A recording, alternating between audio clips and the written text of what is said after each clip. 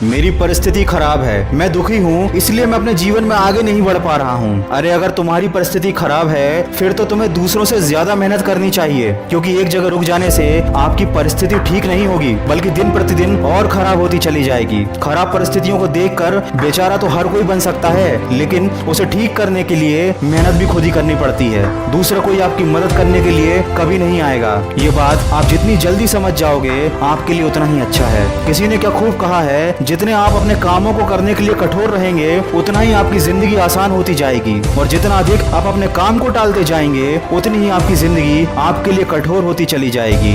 ये बात हमेशा याद रखना कि जिंदगी में वह आपको कभी नहीं मिलेगा जो आपको चाहिए, जिंदगी में आपको वो मिलेगा जो आपको हर हाल में चाहिए। दोस्तों, ये इस दुनिया का कड़वा सच है कि जितनी तेजी से तुम सफलता को पाने के लिए भागोगे उतनी तेजी से लोग तुम्हें अपना बनाने के लिए भागेंगे। जिस चीज को बदलना आपके बस में नहीं, उसके बारे में सोचकर अपना समय बर्बाद करने का कोई मतलब नहीं, लेकिन जिन सपनों को पूरा करने की आप में हिम्मत है उस काम में खुद को झोंक दीजिए, और यही जीवन का सार है। कठिन सवालों से और कठिन काम से कभी हार ना माने। यकीनन आपको अपनी फील्ड में टॉपर बनने से फिर कोई नहीं रोक पाएगा। बहुत कुछ बदलता है रोज, मगर मेरे हौसले नहीं बदलते।